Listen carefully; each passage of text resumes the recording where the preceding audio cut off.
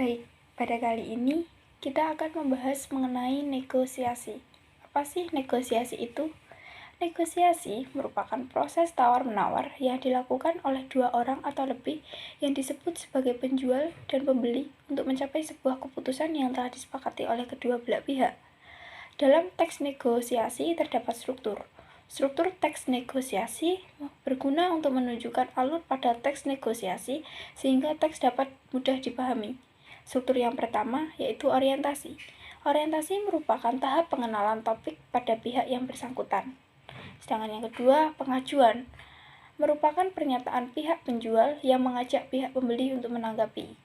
Yang ketiga, penawaran merupakan pernyataan dari pihak pembeli untuk melakukan tawar-menawar.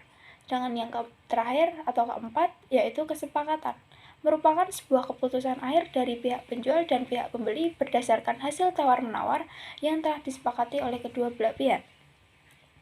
Yang selanjutnya, kaidah kebahasaan. Pada teks negosiasi memiliki kaidah kebahasaan yang digunakan sebagai pembeda dengan teks lain. Berikut merupakan kaidah kebahasaan dalam teks negosiasi.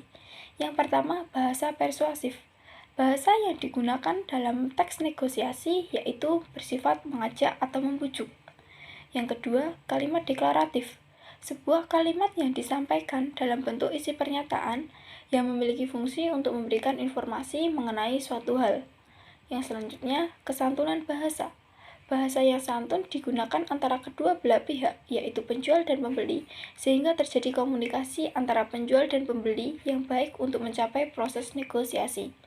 Yang selanjutnya, menggunakan konjungsi. Teks negosiasi menggunakan kalimat atau kata penghubung. Yang selanjutnya, kalimat efektif merupakan sebuah kalimat yang padat, singkat, jelas, lengkap, serta dapat menyampaikan informasi secara tepat sehingga mudah dipahami oleh pembaca. Yang selanjutnya, berisi pasangan tuturan, sebuah kalimat yang diutarakan untuk menyampaikan tujuannya. Bentuk komunikasinya dilakukan secara lisan dan dilakukan oleh dua orang atau lebih. Yang selanjutnya, menggunakan pronomina. Pronomina atau kata ganti merupakan jenis kata yang dapat menggantikan nomina ataupun frasa nomina. Selanjutnya, kalimat langsung merupakan suatu kalimat yang diutarakan oleh orang lain.